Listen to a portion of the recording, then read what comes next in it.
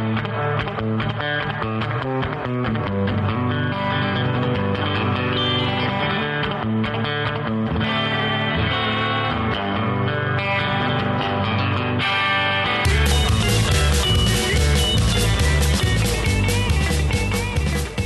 to the John Riley Project. This is episode 21, and it's the Poway 2018 election post-game show.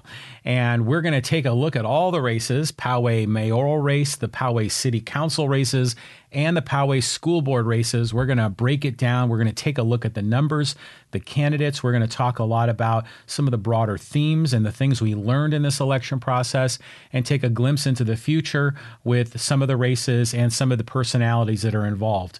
But first, before we get started, I do want to say this. Today is Sunday. It's November 11th. This is Veterans Day. This is the day that commemorates the end of World War I. In fact, this is the 100th anniversary of the end of World War I. So I just want to, salute our veterans, all across the country, whether they're active or retired. This is a shout out to the veterans and to thank them for their service. But it's also, I just want to make a comment about the President of the United States. He's choosing not to participate with world leaders because of the weather. And I was very disappointed to hear that. I would expect more from our president. But let's really get back to Poway politics and take a look at the numbers and the broader themes. So here at Poway, what did we learn? We learned that it's damn hard to beat an incumbent. And really, this is something we've known for a very long time. Of course, it occurs at the national level, the statewide level, but it definitely occurs here at the local level. Incumbents, by their very nature, have an advantage. Incumbents are in the media. The incumbents are more well-known. Incumbents are often associated with, projects that people like. In fact, in many cases, incumbents are looked upon as sort of distinguished people that have a certain sense of authority. And so generally, voters are going to be drawn to them. And then challengers, of course, are not as well known. They haven't been in the media. They don't have the name recognition. And so in general, incumbents have an advantage. But here in Poway, it's even particularly more so. And let's look at the city of Poway specifically. Now, we could look at a lot of different parts of Poway and say, here's a problem, there's a problem. But generally speaking, the city of Poway is very well run, and it's been very well run for a long time. There is a consistent string of balanced budgets. Those balanced budgets go into reserves, and those reserves are deployed to prioritize projects. The city of Poway has the lowest crime rate of any city in San Diego County.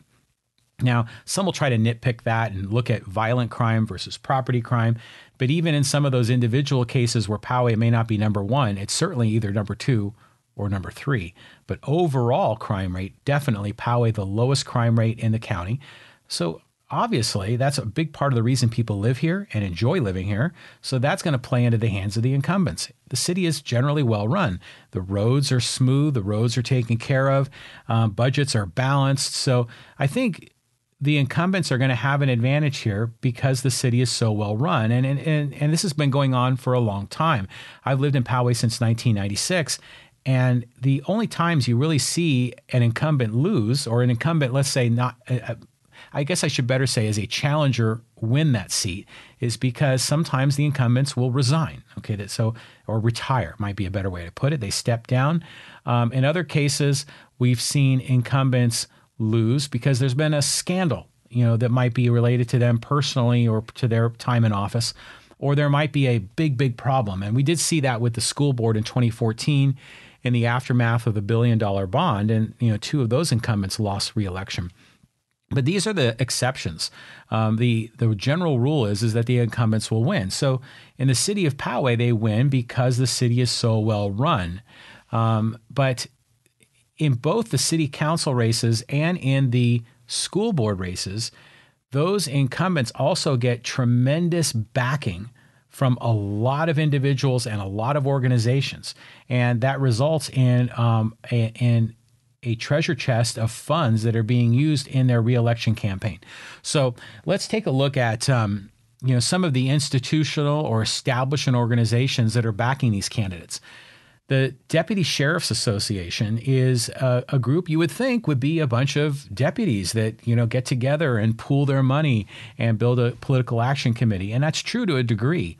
But if you look at the Deputy Sheriff's Association, which, by the way, did a number of mailings for races throughout the county, including here in Poway, where they were propping up an incumbent, in this case, Kaplan Frank, and the backside of the mailer was a negative ad towards Tory Powers, a challenger. If you look at the Deputy Sheriff's Association financial contributions, because it is public, that's part of campaign finance law, you'll see that a lot of the money is coming from the building association, from construction companies, and they're being put into the coffers of the Deputy Sheriff's Association, which in turn is supporting candidates, which is interesting and no surprise because, of course, the city of Poway is going through this Poway Road Specific Plan. The building industry getting into the good graces with the city council, since the city council will have to approve those construction projects. No surprise. I'm not trying to make this necessarily political, but what I am saying is that the incumbents are getting big resources from not only individual donors, but also from institutional or establishment organizations. And it goes beyond that. You also see this with political parties. So the Republican Party was very active here in the city of Poway race. In fact, that same mailer that I'm speaking of that was put out by the Deputy Sheriff's Association in support of Kaplan Frank also featured the photo and a quotation from Tony Couvrette, who is the San Diego County Republican Party president. And so he and his organization spending money here in Poway to support the incumbent candidates. But we also saw that in the school board. In fact, the city council and the school board, the races you would think would not be partisan. Certainly when you go to the voting booth and you look at your ballot next to everyone's name, unlike when they're running for Senate or Congress, there is no R or D or L or G or any other political party next to each individual person's name on the ballot. So you would assume this is a nonpartisan race. But in reality, there is a lot of partisan politics that occurs behind the scenes that are supporting these figures. And in the case of the school board race, T.J. Zane, an incumbent, reelected the former executive chairman of the Republican Party, got the Republican Party endorsement and backing from the Republican Party. The same is true with Michelle O'Connor Radcliffe. She got endorsement from the San Diego Democratic Party. So you see a lot of these establishment organizations, in these cases political parties, backing these candidates. But it's also unions, and the unions play a much greater role with the school board race. Because in the school district, of course, there's the Poway Federation of Teachers. This is the teachers union. And then there is the Poway School Employee Association, PSEA. Those organizations are putting money backing candidates. And where do they put the money? They backed T.J. Zane for his reelection, and they backed Michelle O'Connor Radcliffe in her reelection. In fact, the Poway Teachers Association spent a tremendous amount of money backing those candidates. And oh, by the way, in the other school board race, there was no incumbent. They happened to support Kevin Juza, but the incumbents did get great support. Now, a little bit of a tangent here. It's interesting to me that a candidate like T.J. Zane, who is a former, as I said before, a former executive director of the Republican Party here in San Diego County, a former president of the Lincoln Club, which is a downtown political action committee that is for business interests and largely supportive of Republican parties. T.J. Zane getting that support from, I guess you could say, the conservative part of the community, but he was also getting support from the unions, which is unusual. It's unusual to see that, especially when he was spending so much time and effort and energy tearing down the unions in the city of San Diego when he was running the Lincoln Club. Here in the city of Poway, or actually in the Poway School District, he was getting support from the unions. So it makes you sort of scratch your head. In my opinion, I think we're going to see a lot more of T.J. Zane. I think he's going to be working to move himself up in politics, so keep your eye on him. But the point I'm really trying to make overall is that the incumbents get great financial support from institutional and establishment interests. We also see financial support from individual donors. Now, in the city of Poway, there's a $100 limit, so that's all you can really write a check for. And in the case of Mayor Voss, he had, I think, if I have to double check my records, but it was around $16,000 in individual donations, which was massively more than any of his competitors got. In fact, it was probably double the money that the other three challengers had combined. So he had great financial support from individual donors. But again, keep in mind, these are voluntary donations. These are individuals that like Steve Voss. Steve Voss is very popular, so it's really no surprise that he got a lot of that kind of money. But what's interesting is on the school board race, there is no $100 limit. Hypothetically, a wealthy individual donor could write a check for $1 million and hand it off to a school board candidate campaign committee to help their efforts to win re-election or to, as a challenger, to win election. And so in the case of TJ Zane, we saw that he had financial contributions that were 4-digit numbers. Remember, Poway limits it to $100. He had multiple donations for $2,500, one donation for $5,000. And as an aside, a lot of these donations came from people that don't even live in the Poway Unified School District, which again, I think speaks to the fact that I think TJ is crafting for himself a political future. So, but the point being, big money supporting the incumbents, that gives the incumbents a strong advantage. And we saw that with Republican candidates, with Democratic candidates here in the Poway Unified School races and in the city council races. But let's take a look at the numbers, because I think it's also interesting when you look at the numbers, a lot of times the challengers were fragmenting the anti-incumbency vote. Now, in the mayoral race, that wasn't the case. Steve Voss won in a landslide. 63% of the people voted for Mayor Voss. No surprise, very popular person, very well-known. Steve Voss, in his day job, he understands marketing and promotions. He is a very gifted public speaker. He is a person that has a good understanding of the messaging to deliver as a mayoral candidate and as a standing mayor. That's why you hear him speak frequently about public safety, balanced budgets, quality of roads, major infrastructure improvements. Those are the things that voters generally care about. So Steve, to his credit, hammers on those particular points and makes those a priority in his duties as mayor, but also a priority in the messaging that he sends out during his reelection campaign. And oh, by the way, he understands branding probably better than any candidate in a 30-mile radius of where we are. I mean, he's, after all, the man in a cowboy hat, and I think that plays to his advantage. It makes him very well known. So he won in a landslide. What are we going to see in the future of these other candidates? I'm not sure. I love the story behind Emily Johnson, a person that, when she was 18, she met with Mayor Voss in her civics class at Poway High, and she spoke out on a variety of issues that Mayor Voss didn't believe were the role of local government, but he encouraged her to run for office, and 2 years later she did. And that story has been played out in the local media. There's been a number of interviews on some of the television stations with Emily Johnson. So Emily, if you're listening, I hope we haven't seen the last of you. I hope that we'll see you run again or become more of a public figure, because I think you have a message and you have something to say. But I thought that was a wonderful story. Let's look at District 1, and I think this is where we see the fragmentation of the challenger vote play a much greater role. Now, Dave Grush won re-election. Dave, no surprise that he won. I mean, he's very well liked. He's extremely approachable, probably of any candidate running across any of the races that we're discussing today. He's the guy that is most likely to sit down with you over a cup of coffee, that will take your phone call, that will lend an ear, and is always warm and open, and will have that personal relationship with each individual voter. So I give him great credit for that. He won, but with only 50.56% of the vote. That means that he barely got more than half. Now, of course, in this race, you don't need to have a majority. It's just the most votes wins.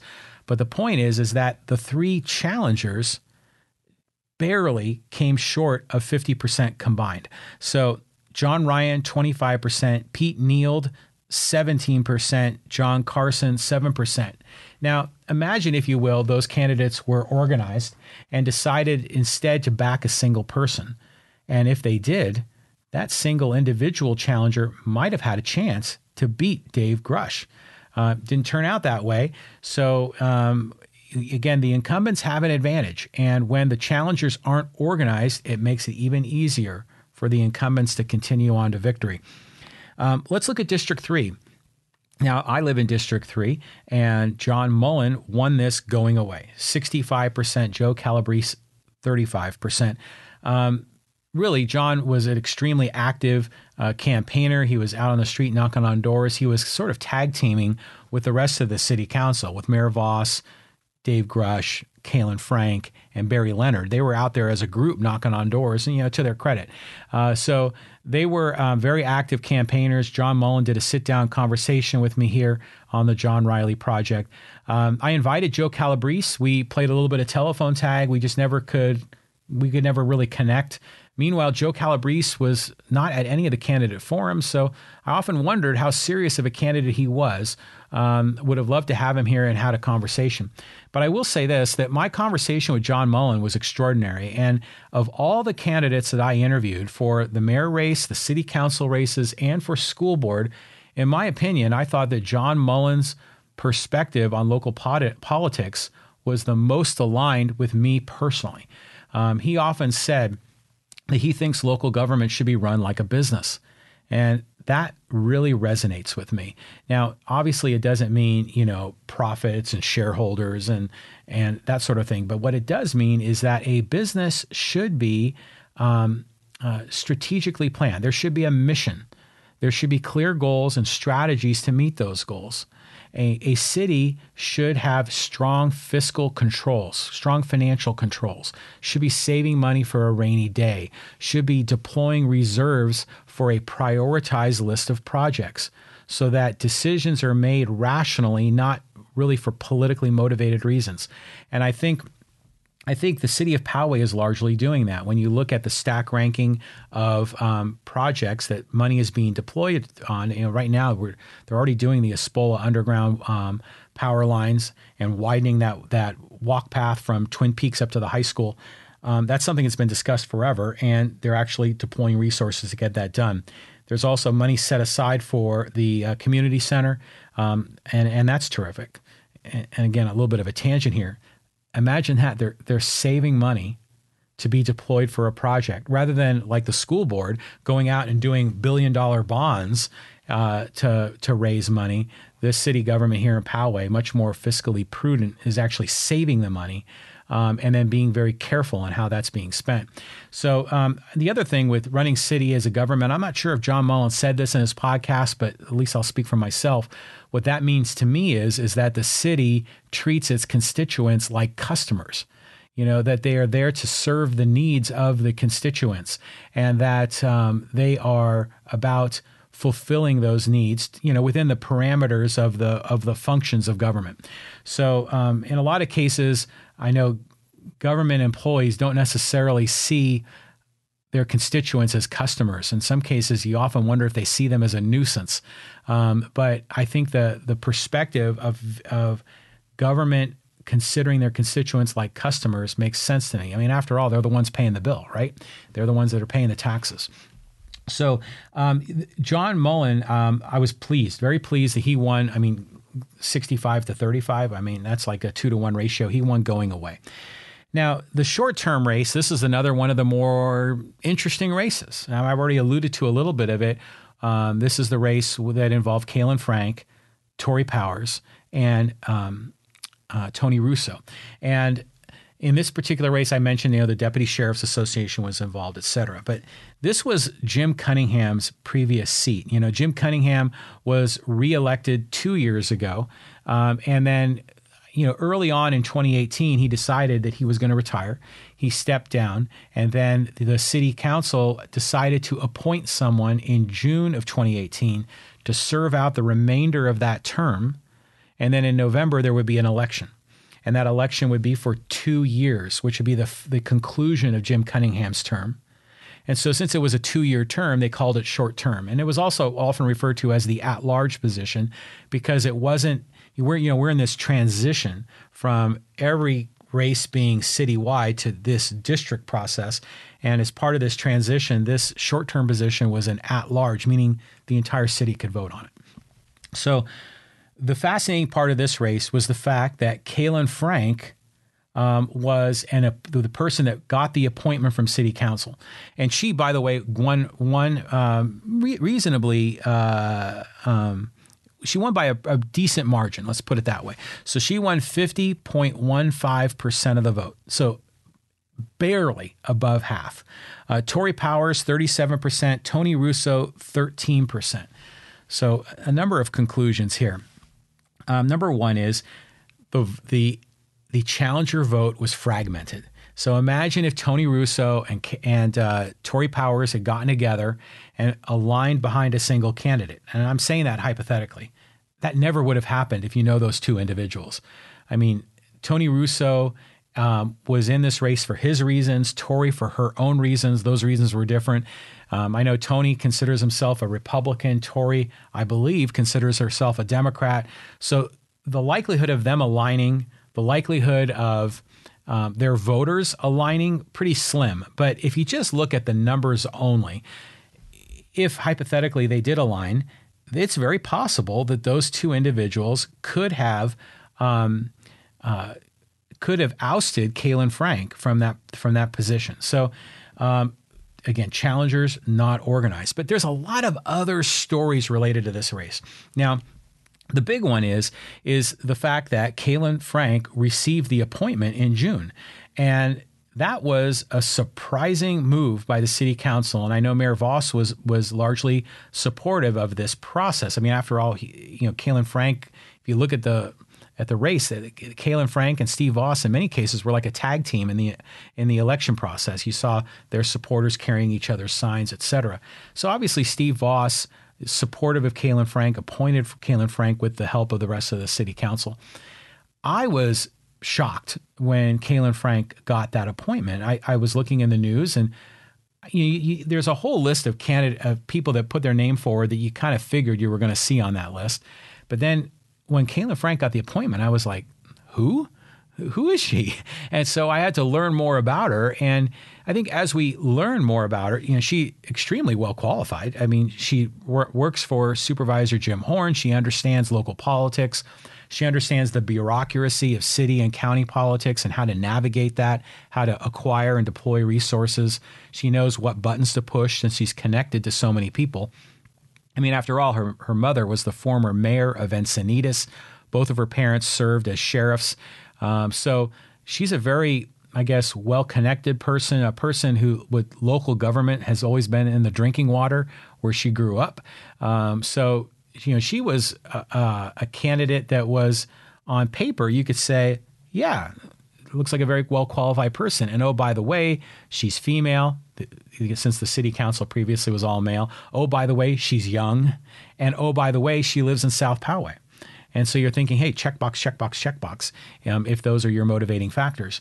But still, I was like, who? Who is she? Because she had only lived in Poway for 3 months.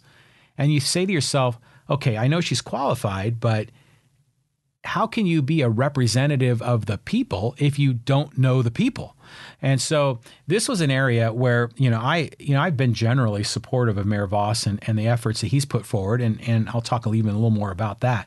But this is an area where the mayor and I have a disagreement. I wouldn't have appointed Kaplan Frank. I would have chosen someone, probably like Pete Babich or someone like that said, hey, I'll only run for, the 3-month term and then we'll let someone else run for reelection. That felt like the right thing to do. Or, maybe even to leave that position open until November. Because it was an at-large position. It wasn't like, a certain constituency wasn't being represented. So I was surprised by that. But the other part of it is that we all know that incumbents have advantages. The incumbent is the anointed one, the one that has been selected previously, either by the electorate or in this case was appointed by the city council. So you knew whoever was appointed to that position and only served for 3 or 4 months was going to have an advantage in the November election. And that proved to be true. So Kaylin Frank won this. I will say this, that I thought Tori Powers ran a really good campaign. In many ways, Tori is sort of representative of the struggle of the South Poway constituents. She ran in 2016 and did her due diligence. I know she served on the Poway Budget Review Committee, bravo to her, and had a lot of support, not just in South Poway, but throughout the city. But it wasn't enough. I'll say this to you, Tori. I wish you would have done a podcast interview with me on the John Riley Project. That would have been fun. I would have gotten a chance to get to know you a little bit better. Tony Russo ran in this race as well. And I don't know about you, but I loved following Tony Russo on Facebook during this election process. He kind of wore it all on his sleeve, and it was sharing the good, the bad, and the ugly of his campaign. Tony has lived in this city for like 40 years, and so he knows a lot of people. He went to Poway High. He used to own O'Harley's, which was a very popular, restaurant, bar, sports bar down by the Walmart Center. So very interesting guy, and he was doing these Facebook live streams on Facebook and just laying it all out and just sharing it. And it was fun and interesting. And I know Tony has a checkered past and people have brought that up, but I'm just kind of talking about these Facebook lives. And it was interesting. It was like watching a reality TV show, just following him around town. And it was also interesting because Tony was also kind of video bombing a lot of these other, I guess, Poway groups that aren't necessarily political. And so people are all up in arms, get this politics stuff off of our, Poway group that's reliving the memories of the 1970s and 1980s. So it was just wild just to follow that process. And I knew he was going to get quite a bit of votes. And he got 13%, which is, in an at-large, citywide election, that's a lot of votes. So again, imagine if the challengers were aligned, good chance that Kaylin Frank didn't win re-election, but she did win. So now I have to say you have to say, okay, now she's legit. Okay, we can say the incumbents have an advantage. I understand that, but she legitimately won in a Democratic vote. So now we turn the page and move forward, and let's just, let's hold all of our elected politicians to hold their feet to the fire to make sure that they continue to represent the needs of the people of Poway. So again, all my comments here, none of it's personal towards Kaylin Frank. I had a podcast with her. She's a lovely lady, new mom, just recently married. And I think her husband follows me on Twitter. We talk sports and that sort of thing. She's a wonderful person, a wonderful mom, very highly qualified. My comments are not about her personally, just about the length of time that she has lived in Poway. But she's legit now. She's been democratically elected. So bravo to Kaylin Frank and congratulations to her. Now let's look at the school board races. And these were interesting ones as well. We'll go in alphabetic order. We'll talk about Area B. This was the one, again, remember the city of Poway had to carve up into districts.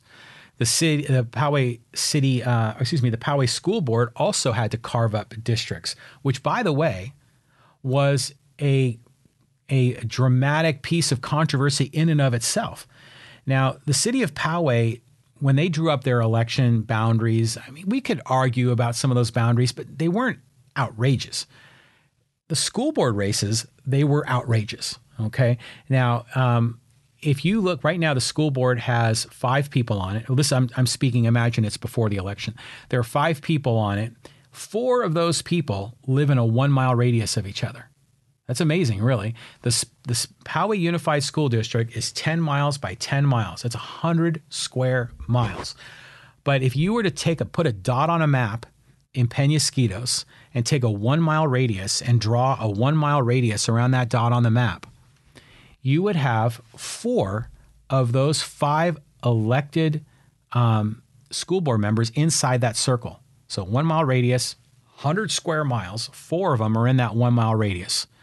And they carved up that 1 mile radius into 3 different districts to protect the incumbents. And I'm going to speak to those races in a minute.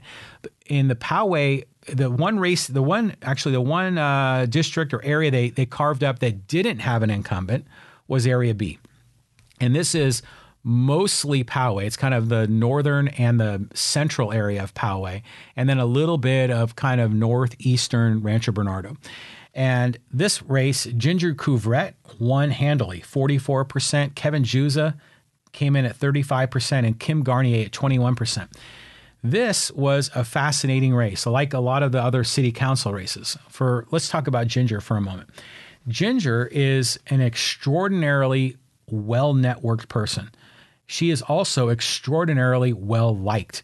And in fact, I don't know a single person that has a negative thing to say about Ginger. So the fact that she won is really no surprise. When she entered the race, and I mentioned this to her in the podcast that we did, when she entered this race, and she entered late, it was like a sonic boom going off because it changed the landscape of the race dramatically. And when she entered it, I figured, okay, she's got a great chance to win. And it turned out that she did. Ginger, had been an active volunteer in a long list of youth sports activities. I know she was president of the Poway Sports Association, that manages a lot of the fields around town. She was very involved with Poway Youth Soccer. I know that she had done a lot of work with, Poway track and cross country, and I'm leaving off a million other things that she was very involved in. She was a teacher. She actually taught in high school. She's a local business person. So extremely well-liked, served on the Poway Budget Review Committee, which is terrific, and very well-connected. In fact, she's very connected with a lot of the members of the city council. So she has that sort of bridge effect between the school board and the city council, which I think can play to her advantage. So she won pretty handily, no surprise. But I knew that the other 2 candidates in this race, they all had something going for them. And I was always wondering, how much do they have going for them, and would it be enough? Now, Kevin Juza came in second place. Kevin was the one candidate in this race that didn't do the podcast interview with me. And Kevin, sorry you didn't have a chance to come on. You were invited. I reached out to you a number of times. And you are welcome to come back. Maybe we can do a kind of your election campaign process, and we can take a look back and discuss the adventures of your previous campaign. But I thought you ran a good campaign. I saw you out there at Poway High with your supporters at some of the Friday night football games. I mean, obviously you were the chosen one for the teachers union. I think that was pretty obvious. And I didn't know anything about you. In fact, I think a lot of people didn't know about you until you were a candidate for this race, and you ran a solid campaign. So we saw your mailers, we saw your signs around town. You were at all the candidate forums. You spoke very well. You had the teachers union endorsement, and it's interesting because, full respect to you, Kevin, I think you ran a great race, but I wonder if Ginger had entered the race earlier, which she had been the candidate that got the teachers union endorsement. It seemed to me that the teachers union had sort of, selected or been aligned with Kevin very early on. And so when it came time to do the interview process, I'm assuming that it was something of a formality. Ginger Couvrette knows a tremendous number of teachers, and she was a former teacher herself. So my hunch is that if Ginger had chosen to be a candidate earlier on in the process, she probably would have won that endorsement. But still, Kevin, I thought you ran a great campaign. You were constantly in my Facebook news feed with your videos, with your endorsers, people backing you. We got a chance to see your family and your daughters, and it's a great story. So I was interested to learn if the support of the teachers union would be enough to win in a race over someone who, in my opinion, is extremely popular. You came close. In fact, you were probably The other races, the teacher union endorsed candidate won. Yours was the one exception. The third person in this race, again, this was a very intriguing race, was Kim Garnier. And Kim Garnier, a lot of times you think of Kim, you also think of her husband, Chris. They are very outspoken education advocates here in the community, and kind of a lightning rod to a degree, because there are a lot of people that really, really support the Garnier family, and there are a lot of people that really, really don't support the Garnier family. And they've chosen to be extremely outspoken on school board related issues. And whenever you're extremely outspoken and opinionated, you're obviously going to have fans and detractors, and that's what happened here. So I often wondered if the upside of the Garnier name was more than the downside, or was it vice versa? And I think the results show the end result. But I do say this, is I think that Kim Garnier and her husband, Chris, being very outspoken, and we can talk about a lot of those issues. In fact, Kim Garnier did speak about that in the podcast interview she had with me. I will say this, that John Collins, the former superintendent of Poway Unified, who was ousted for criminal charges for effectively stealing money from children, I think the Garnier family played a role in the ousting of John Collins. And I think that's some of the good things that the Garnier family did. But was that enough to win in this election? No. I mean, I honestly thought that Kim Garnier might have a chance here, if it's just her and Juza, maybe. But once Ginger entered the race, I mean, it was game over, and that's what the numbers showed. Okay, let's look at Poway Unified School District Area C, another one with intriguing drama. Now, TJ Zane won this race. TJ 49%, Terry Norwood 34%, Charles Sellers 17%. So, God, there's so many different parts to this. I've already spoken earlier about how big money and establishment, institutional forces were backing Zane. In fact, a lot of it from outside the school district boundaries because of Zane, and I think he's got a political future ahead of him. Some people have rumored that he may be running for the city of San Diego City Council in 2020. Maybe, we'll see. But on the surface, you can look at this and you can say he only got 49% of the vote. So Norwood 34%, Charles Sellers 17%. Now, let me also back up a minute and say this is a really unique race because of all the races here in our community. And perhaps this is a unique race maybe in the county, the state, maybe even nationally, because there were two incumbents that were running against each other, which is amazing. I mean, how often does that happen? And it's happened because of the way they had to draw the maps for this particular race. And if you go back, remember I said earlier that they had four of the five Poway school board candidates lived in a 1 mile radius. They carved up that 1 mile radius into 3 districts. So what happened is that Michelle O'Connor Radcliffe, we'll speak about her in a minute, she had her own district pretty much, sort of protected for her, where she didn't have to run against an incumbent.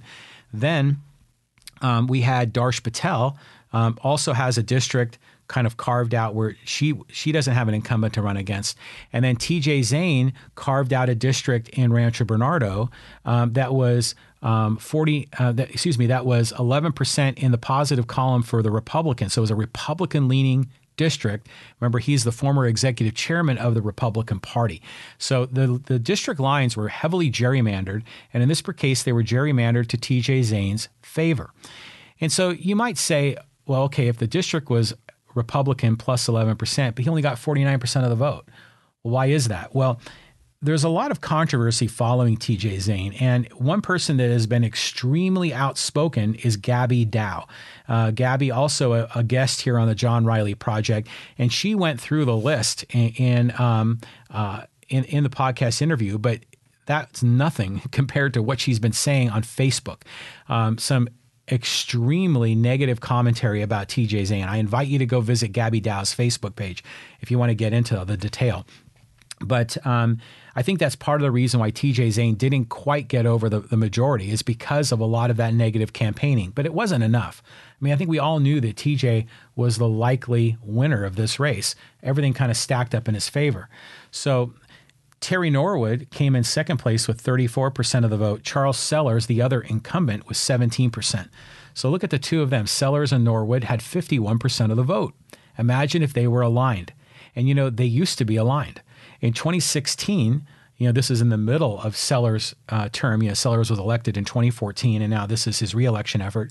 In 2016, Sellers was not a candidate, but Terry Norwood ran for school board. Terry Norwood earned the Democratic Party nomination, and Charles Sellers was supportive of her candidacy. So they were aligned in 2016.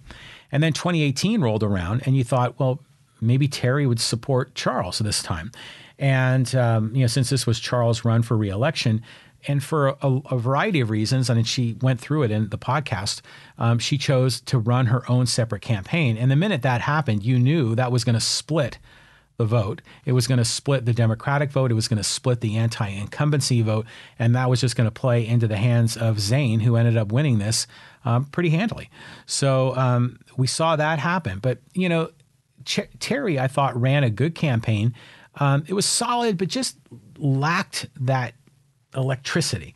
And Charles Sellers, he ran for reelection, but he just wasn't a strong campaigner. And he had, Charles Sellers, a CPA, an accountant. When he was looking at the numbers in the Poway budget, he voted against the raise for the teachers union and for the school employees association union.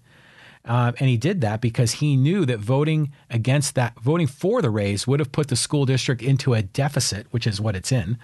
But as an accountant, he said this wasn't fiscally prudent. But by doing so, he was now deemed anti-labor.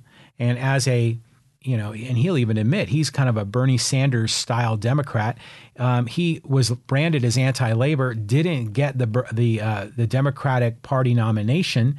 Didn't win of course he didn't win the teachers union endorsement or the school employee union endorsement, and didn't get the Democratic Party endorsement that went to Sellers. So that went to Norwood.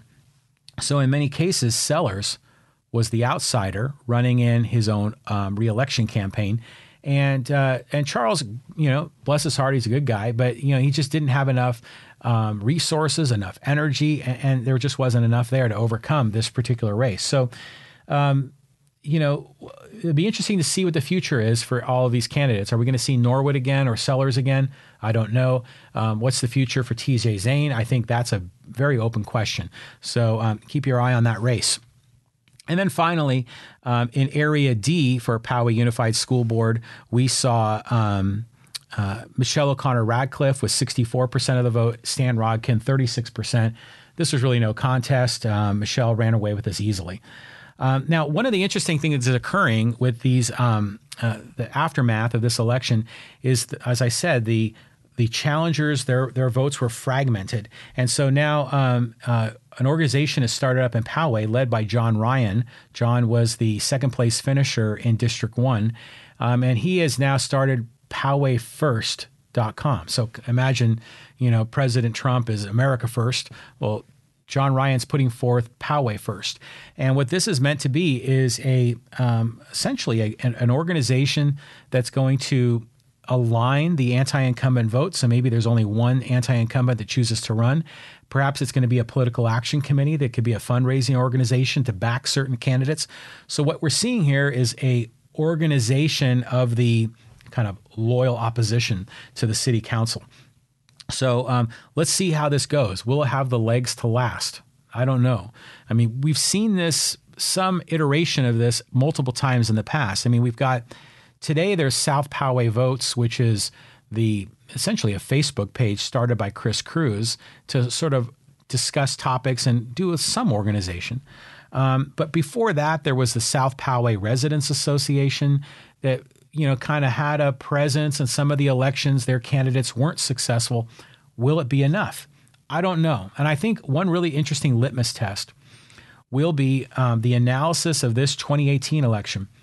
Now, in the open race, Kaylin Frank won that. Tory Powers, second place.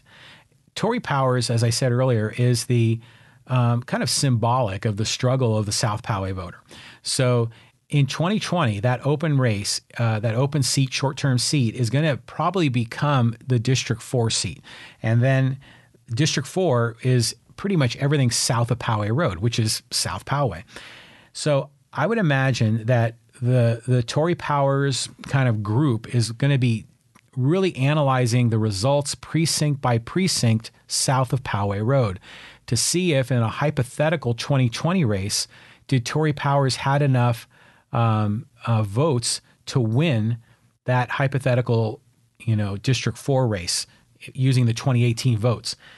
I don't know the answer to that. My hunch is that if the answer was yes, Tory Powers could have won that hypothetical race of District 4 based off the 2018 vote south of Poway Road, precinct by precinct. If that were the case, we probably would have heard that by now. But so far, we haven't heard anything. So either, the data hasn't been compiled or the data showed that she didn't have enough. So again, I don't know. It's interesting, as I used to live in South Poway. In fact, my family lived for 11 years in Sycamore Creek, way on the very, very end of Garden Road. And we've lived for the last 11 years now here in Green Valley. And so I've always been sort of sympathetic to the cause of the South Poway struggle, if you want to call it that. But I've often wondered, is there enough juice to actually make a difference, to actually gain that representation? Well, they technically have that representation now. Kaylin Frank lives in South Poway. We can challenge that notion.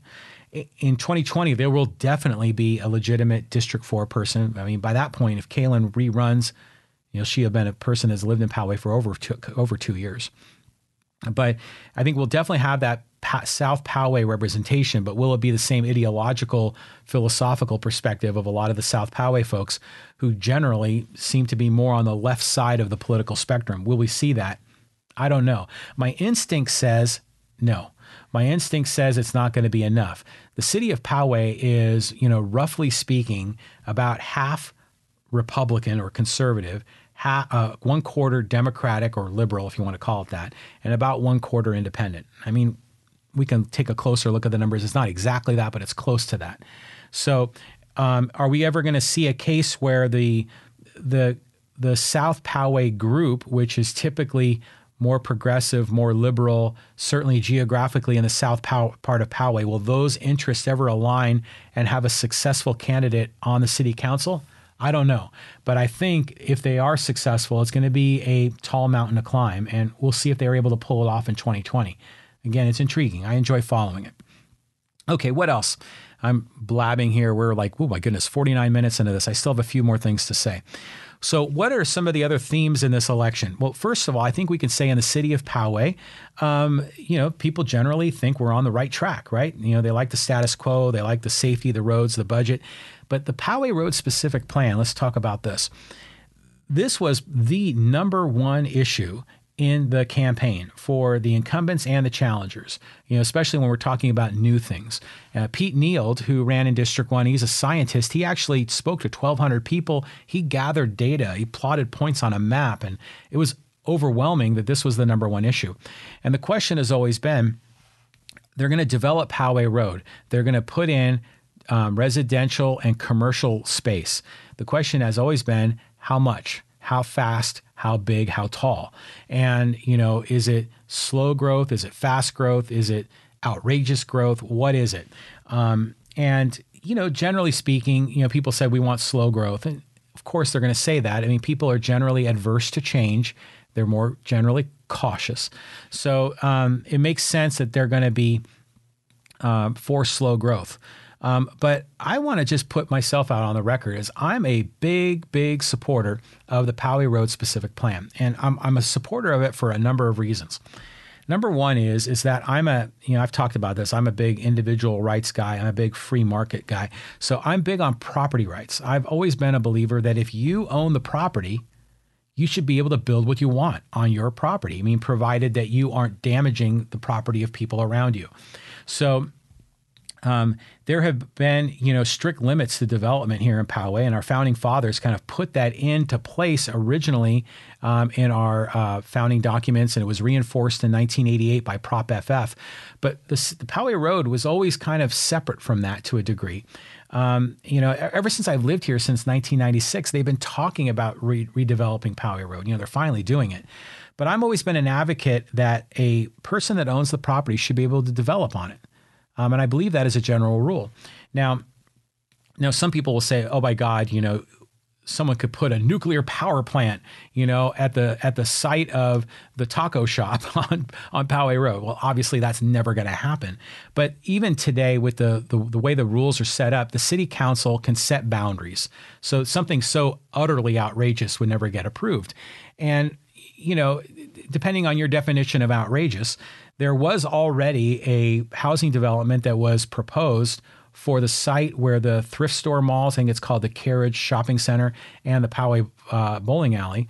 The owner of that property, or owners of that property, were considering selling. The potential buyer had made a bid to the city of Poway to build a tremendous amount of apartments and condominiums, and it was shot down because there wasn't enough commercial use, and I think it might have even been too much residential. I'm not sure of the exact reasons, but I'm a supporter of property rights. But I also acknowledge and I understand that the city can put some boundaries around it. So I'm generally, approving of people wanting to develop their own property. Now, I'll even say this for the record. This, Stone Ridge development that occurred, or at least it was on the ballot a year ago, in November of 2017. I think that was Prop A, right? And that proposition was whether or not to change the zoning law to allow residential development at the Stone Ridge Country Club. It's a golf course. I voted for that.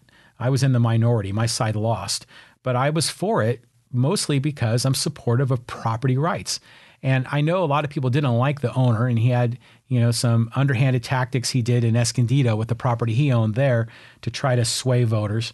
But in the end, I think letting a property owner develop on their own property should be their right. And that's how I'm aligned. So that's why part of the reason why I'm supportive of this Poway Road Specific Plan is to allow these property owners to develop. But I'm also supportive of new amenities in Poway, more services for restaurants and more commercial businesses. But I think there's going to be a sense of economic development here in Poway. So you're going to see businesses thrive. I think you're going to have more people in Poway. That's going to be better for business. Some people have said that the motivation of the city council in doing this development is to generate more sales tax and property tax revenue. That may be their motivation. That's not my motivation at all. But I am happy that there's opportunities for business and economic development as a result of this. But another big issue, and this speaks not just to Poway, but to the San Diego County and even at the state of California level, is this housing crisis. There is a lack of housing, a lack of a housing that is affordable. Now, what's happening, let's look around. Look at people here in San Diego in general. How many people are from somewhere else? So many, not even just from out of San Diego, but out of California that have come here. So there is tremendous demand for housing in California, in San Diego County, even here in Poway. People want to move here because of the public safety and the quality of education and a number of other things. There's huge demand for housing, but government tends to restrict growth of housing. They have zoning laws, regulations, permitting processes that make it very difficult and very expensive. So that keeps the supply of housing really low. And what does that do? This is, Econ 101. When demand is high and supply is low, we get high prices. We get high real estate prices. We get high rental prices. That's creating the housing crisis in the county of San Diego and in the state of California. In my opinion, that makes the rich richer and the poor poorer. That's why we have more and more homelessness, even in spite of a great economy, is because there's a lack of, I'm not going to say affordable housing, which is, government's taxpayer subsidized housing, but certainly a lack of housing that is affordable. So I'm a big supporter of more development of housing for this reason. And I'm against this notion of NIMBYism, NIMBY meaning not in my backyard. NIMBYism is prevalent, certainly here in Poway. We saw it with the Stone Ridge development. People are saying, yeah, I'm for development, but not here, not next door, not in my city, develop somewhere else. And what those people do that are NIMBY supporters is they use government as their tool to coerce others and prevent them from development. And so that notion of using, I guess, the force or the strong arm of government to prevent development, that creates all these distortions and anomalies in the marketplace. And that's why housing is so expensive. That's why rental prices are so expensive. That's why There's a great deal of tremendous wealth and of tremendous poverty that exists in the state of California. So it's interesting too. This 2 days ago, in the San Diego Union Tribune came out with an editorial, and they said, well, now Gavin Newsom's the new governor of California, and oh my God, I mean this. Jerry Brown was a challenge enough, but Jerry Brown was at least pragmatic on some issues. He still had reasonably balanced budgets. Even though he approved the minimum wage increase, he at least agreed to do it in phases. I don't think Gavin Newsom's going to be as pragmatic. I think he's going to be a lot more progressive, and there's going to be some dangers with that. But Gavin Newsom on the campaign trail claimed that he was going to build 3.5 million new housing units. Now, obviously, he's not going to build it. The government's not going to build it. Private sector is going to build it. But the issue is that in order for there to be 3.5 million new housing units built, which is necessary in the state of California, there's going to have to be a need to overcome NIMBYism and overcome a lot of these aggressive regulatory rules that are in local government. And so, again, we'll see what happens. This is a legitimate crisis in California. So that's another reason why I'm supportive of this development. But finally, I'm generally supportive of the Poway Road Specific Plan just because it's progress. Like, oh my God, we've been talking about this in Poway since I moved here in '96, that they were going to reform, resurrect Poway Road. But it's also human civilizations progress. We grow, economies grow, cities grow. I mean, imagine a magnificent city like San Francisco having a rule that limited growth, that prevented housing to be more than 3 stories tall. I mean, it sounds ludicrous. So I know we want to preserve the city and in the country here in Poway, and there are many, many aspects of the city in the country throughout Poway, housing ranches, horse ranches, large acreage lots, lots of trails, and that's what makes Poway beautiful and Poway special. But John Mullen, I thought, said it very well, that the Poway Road Specific Plan, and we're talking really between Community and Carriage Road, but Poway Road in general, that's the city part of the city in the country. And so I'm generally supportive because it is progress, and I think we're going to remove a little bit of the blight that's on Poway Road. Not we, and the property owners will end up doing it. We're going to have a lot more people that are going to move into town. And was there going to be more traffic? Yes. There going to be more congestion? Yes. But those are things that we're just going to need to work through. And I'm confident that we'll be able to do that. So what else in these elections? What other things did we learn? All these other problems in Poway, the things that the Poway candidates or the challenger candidates made a big issue of. The Kalen Frank appointment, the swimming pool, that was closed over the summer because a contractor had a bad concrete pour. The Espola Road project and it being, so-called over budget. Let me talk about that in a minute. Originally, the city of Poway, and I don't remember the exact numbers, but they had allocated this much money for the Espola Road project to bury the electrical lines. And the bid came in here, and it was dramatically under budget. And when they got into the project, the contractor said, oops, we forgot something. And the city of Poway employee that approved the project, he missed that problem. And as a result, the cost of it went from here to here. It's still under budget, but it was more than the original bid. Well, the city employee that approved that is no longer working for the city. I don't know if he was fired or if he resigned, he or she. My guess is they weren't fired. It's so hard to fire a government employee. But I don't know. That's just my hunch. But that issue about the oops there, that wasn't enough to oust the incumbents. There were other controversies, the water billing problem at Pomerado and at the Sportsplex on the Poway Road, or the Poway the Poway Business Park. The Sportsplex at the Poway Business Park had a billing error with the water. Pomerado Hospital had a billing error with the water. The city had to go and try to save face and did a kind of a negotiated settlement. Was that mistake enough for the incumbents to lose? No. The Senior Center project, which, by the way, a lot of people are concerned that when they rebuild the community center or the senior center, during that time of building, the seniors are going to be displaced for about 18 to 24 months. What happens to them? Well, I'm reasonably confident something's going to happen. I mean, I know there's been talk of building some temporary housing or temporary facilities at that spot on Twin Peaks where they were talking about putting the veterans housing. There's been talk, that there might be some community organizations that'll step up. We'll see. But the threat of the potential that the seniors would not have somewhere to go, was that enough of a problem to oust the incumbents? It wasn't. So in the end, I think we found that a lot of the challenges that were put forth by the challengers just weren't enough. And that's largely why the incumbents were successful. But let's keep going down my list here. I've got a few more things to chat about. The Poway Unified race, what other things did we learn there? Well, we definitely learned that the establishment forces were highly aligned and they were very focused. I've already talked about the unions, the money, the political parties. The alternative candidates that were running just didn't have enough. I mean, Michelle O'Connor Radcliffe is running against Stan Rodkin. Stan just wasn't a strong enough candidate.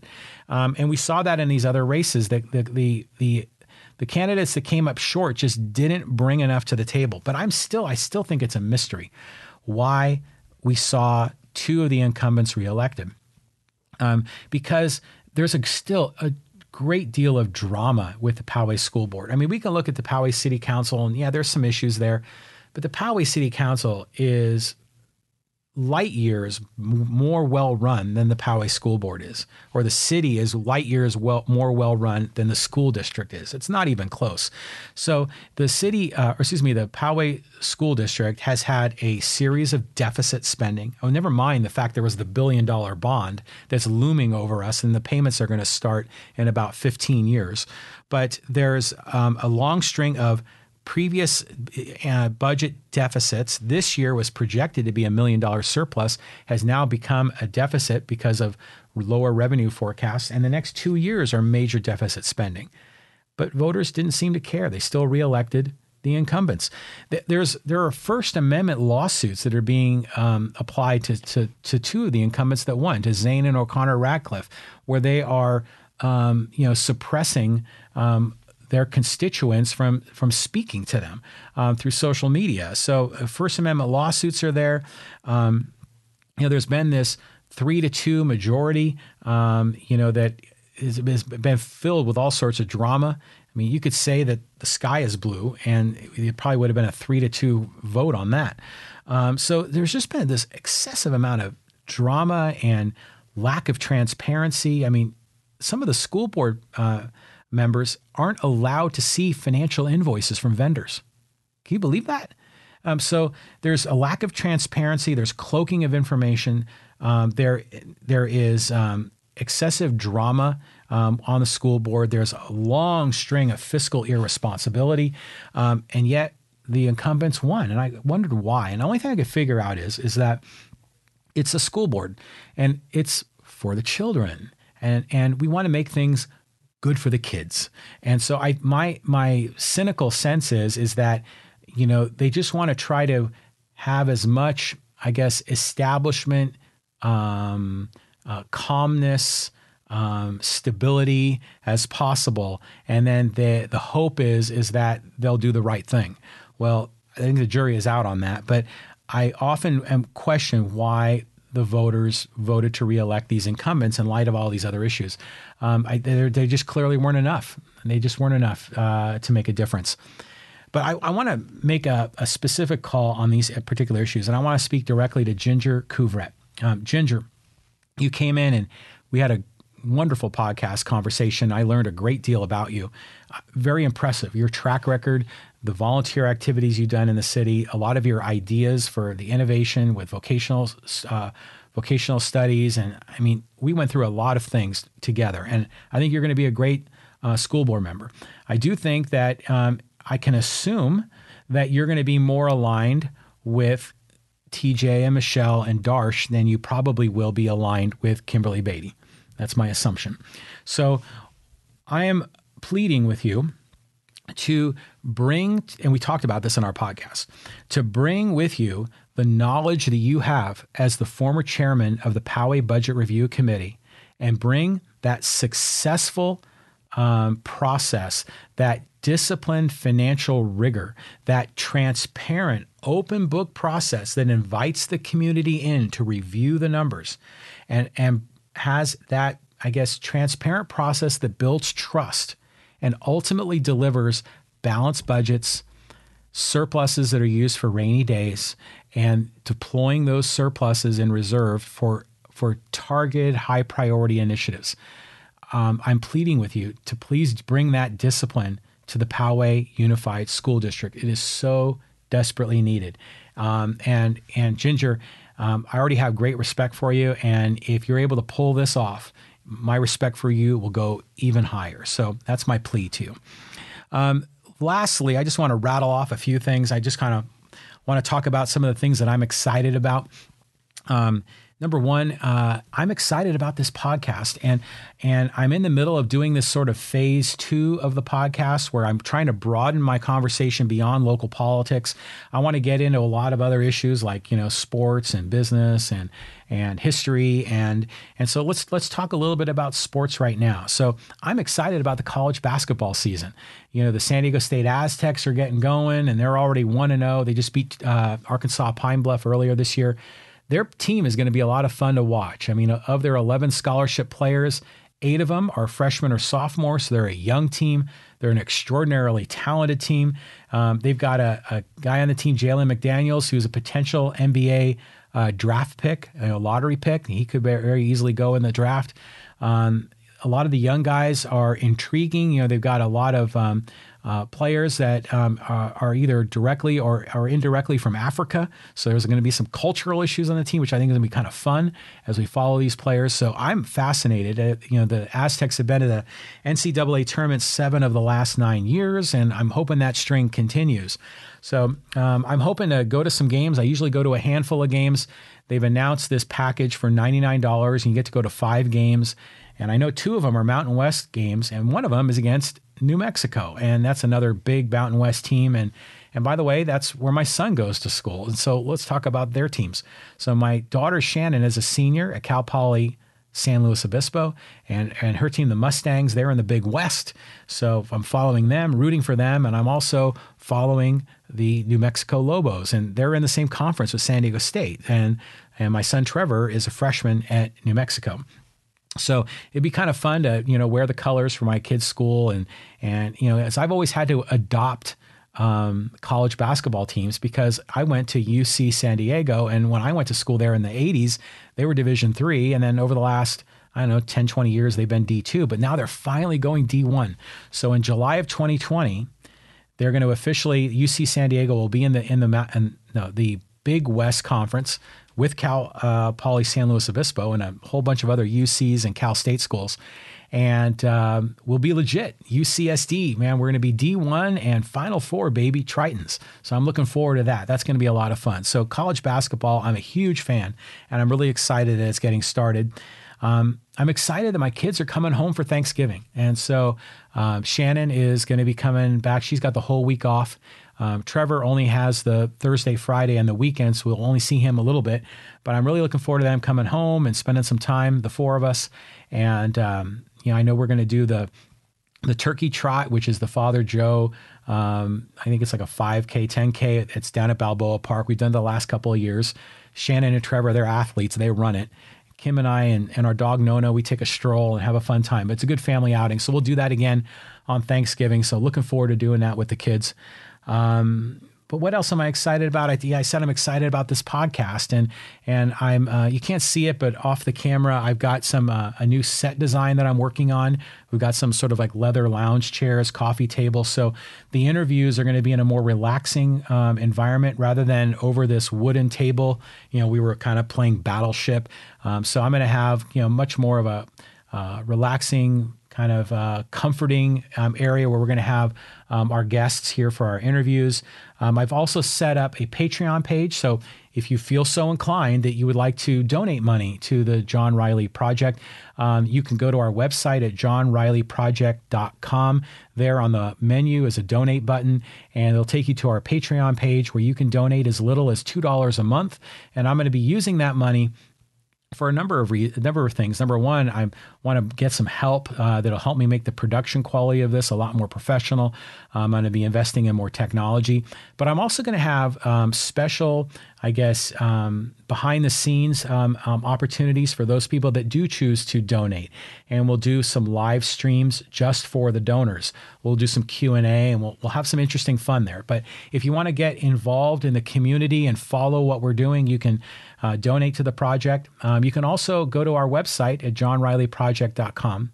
And at the bottom, there's an opportunity to sign up on our email list. So feel free to do that as well. And then a big shout out to Gino Kang. Gino is one of my college friends, and he was the first donor to the John Riley Project on the Patreon page. And he did the gold donation, $10 a month. Thank you, Gino. I really appreciate your friendship and your support. I greatly appreciate it. You're a good friend. I'm really excited also about the San Diego Padres and their offseason. I mean, there's a lot of fascinating things that are going to be happening here. AJ Preller, the general manager, he's got some big decisions to make. And I think we're really at one of these inflection points where I'm hopeful that the Padres are going to become competitive again. So right now, there are probably, 48 guys that are on the major league roster or that are in the minor leagues that need to be whittled down to the 40-man roster. As this, hot talent lava, this young prospect base starts growing, once they serve a certain period of time in the minors, they become eligible for the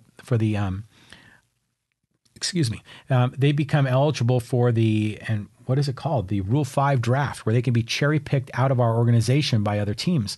So we don't want that to happen. So AJ is going to have to do some creative things. And I'm hopeful that he can do some package deals where he can take 2 or 3 players, maybe, let's say, a Hunter Renfroe and a minor league pitcher, and package them for a better major league pitcher. So some of these kinds of package deals, 2 for 1, 3 for 1, that can relieve the pressure of these 48 guys and whittling it down to 40. They're going to also have to make some decisions to cut loose certain players. So I wouldn't be surprised. I mean, certainly I don't expect Jose Perella to come back. I think Carlos Asuaje, the jury's out on him. Corey Spangenberg, there's a number of pitchers that I think probably are not coming back or will just be sort of permanent AAA fixtures.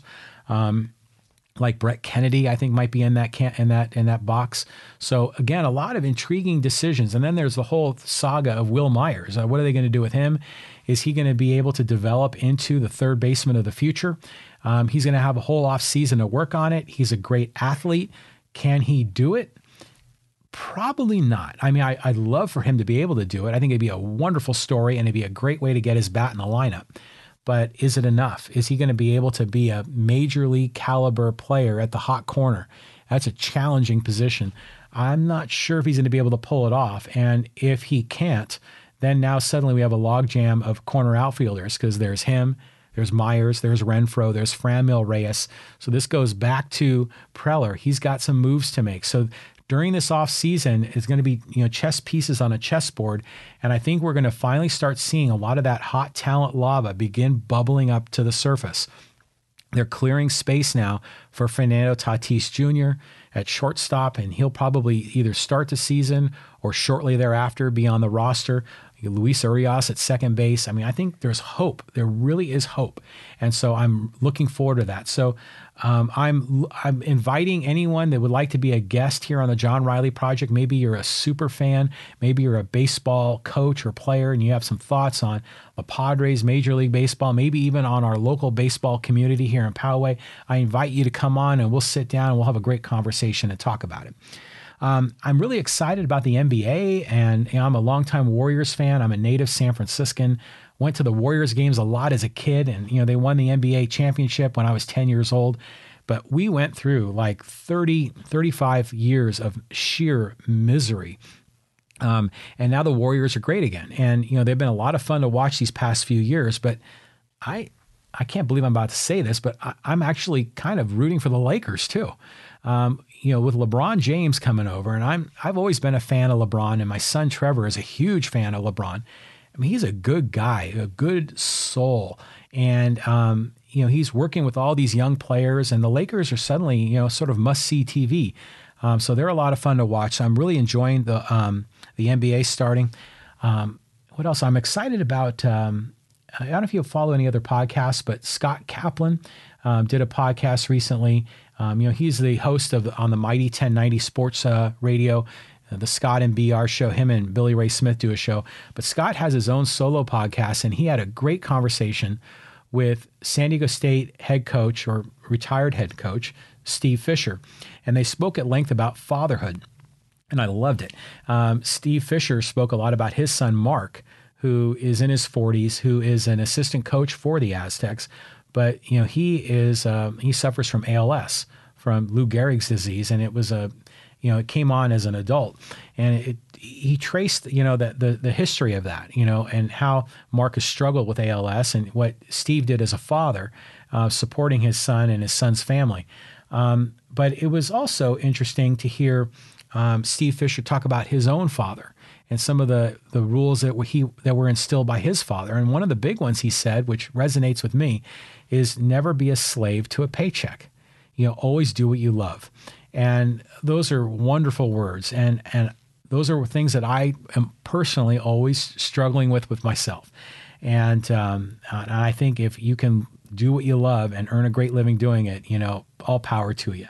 Steve Fisher was able to do that. And if every person can find their way doing it, that's the way they should live their life. That's a wonderful way to do it. So it was nice to hear that message. And then meanwhile, Scott Kaplan, his son Justin, is the same age as my son Trevor. So we would sometimes cross paths with the Kaplans, particularly like when Poway would play Torrey Pines in baseball games. Now, I can't say I'm a friend of Scott Kaplan or I really even know him. Just had a few shout outs with him over Twitter.